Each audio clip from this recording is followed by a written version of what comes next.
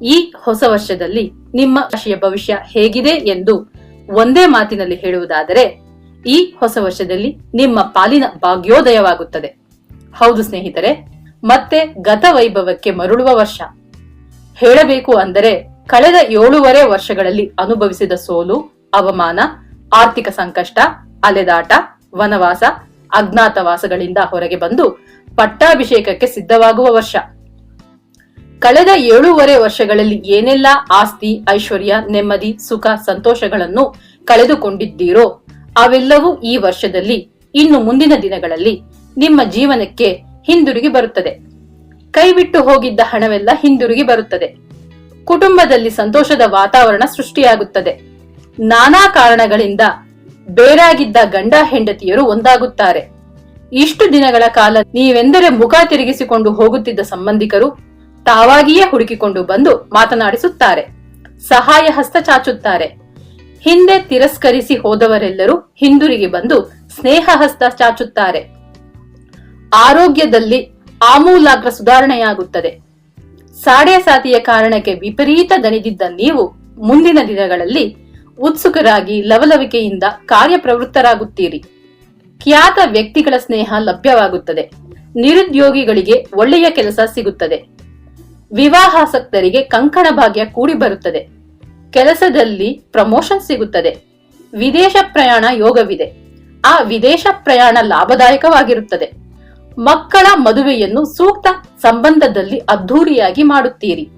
ಸರ್ಕಾರಿ ಕೆಲಸಗಳು ಸುಲಭವಾಗಿ ಸಾಧ್ಯವಾಗುತ್ತದೆ. ಪ್ರಶಸ್ತಿ ಸನ್ಮಾನಗಳು ಹುಡುಕಿಕೊಂಡು ಬರುತ್ತದೆ.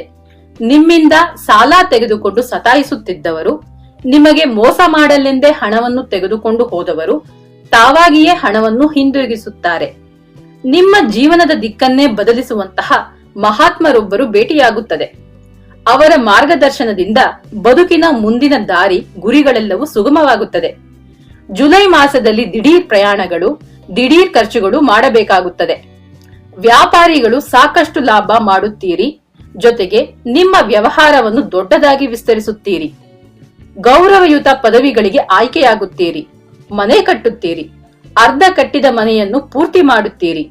ಇಷ್ಟು ದಿನಗಳು ಬಾಡಿಗೆ ಮನೆಯಲ್ಲಿದ್ದವರು ಸ್ವಂತ ಮನೆಗೆ ಗೃಹ ಪ್ರವೇಶ ಮಾಡುತ್ತೀರಿ.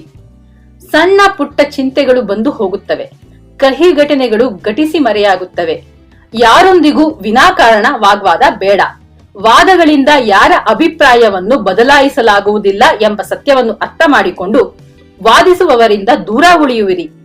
ಇಲ್ಲಿ ತನಕ ಚಿಲ್ಲರೆ ವ್ಯಾಪಾರ ಮಾಡುತ್ತಿದ್ದವರು ಇನ್ನು ಮುಂದೆ ಸಗಟು ವ್ಯಾಪಾರಿಗಳಾಗುವಿರಿ. ಉದ್ಯೋಗದಲ್ಲಿ ನಿಮ್ಮ ದುಡಿಮೆಗೆ ಅಂಗೀಕಾರ, ಗೌರವಗಳು ಸಿಗುತ್ತವೆ. ಮೇಲಧಿಕಾರಿಗಳು ಮನಸ್ಥಿತಿಯನ್ನು ಅರ್ಥ ಮಾಡಿಕೊಂಡು ಅದಕ್ಕೆ ತಕ್ಕ ಹಾಗೆ ಕಾರ್ಯೋನ್ಮುಖರಾಗುವಿರಿ. ನಿರೀಕ್ಷಿಸಿದ ಸಂಬಳ ಹೆಚ್ಚಳ, ಪದವಿ ಬಡ್ತಿ ಎಲ್ಲವೂ ಸಿಗುತ್ತದೆ. ಮದುವೆಯಾಗದ ಹೆಣ್ಣು ಮಕ್ಕಳಿಗೆ ಮದುವೆಯ ಮಾತುಕತೆ ಸಫಲವಾಗುತ್ತದೆ. ನೇರ ಸಂದರ್ಶನಗಳಲ್ಲಿ ಜಯಗಳಿಸಿ ಹೊಸ ಕೆಲಸಗಳನ್ನು ಗಳಿಸುವಿರಿ. ವಿದ್ಯಾರ್ಥಿನಿಯರಿಗೆ ನೆನಪಿನ ಶಕ್ತಿ ಹೆಚ್ಚಾಗುತ್ತದೆ. ಓದಿನಲ್ಲಿನ ಅಲಕ್ಷ್ಯ ಹೋಗಿ ಲಕ್ಷ್ಯ ಹೆಚ್ಚಾಗಿ ಹೆಚ್ಚುವರಿ ಅಂಕಗಳನ್ನು ಗಳಿಸುತ್ತಾರೆ. ಕಲಾವಿದರಿಗೆ ವೃತ್ತಿಯಲ್ಲಿದ್ದ ಪೈಪೋಟಿ ಕಡಿಮೆಯಾಗುತ್ತದೆ. ನಿಂತ ಸಿನಿಮಾಗಳು ಬಿಡುಗಡೆಯಾಗಿ ಅವು ಒಳ್ಳೆಯ ಹೆಸರನ್ನು ತಂದುಕೊಡುತ್ತವೆ. ಅವಕಾಶಗಳು, ನಿಮ್ಮ ಸಂಭಾವನೆ, ವರಮಾನ ಎಲ್ಲವೂ ಹೆಚ್ಚಾಗುತ್ತದೆ. ಪರಿಹಾರ: ಕೃತಿಕೆಯ ದಿನ ಸುಬ್ರಹ್ಮಣ್ಯ ದೇವರ ದರ್ಶನ ಮಾಡಿ ಪ್ರಾರ್ಥಿಸುತ್ತಾ ಬನ್ನಿ. ಸಕಲ ಸೌಭಾಗ್ಯಗಳು ಲಭಿಸುತ್ತದೆ. ಶುಭವಾಗಲಿ.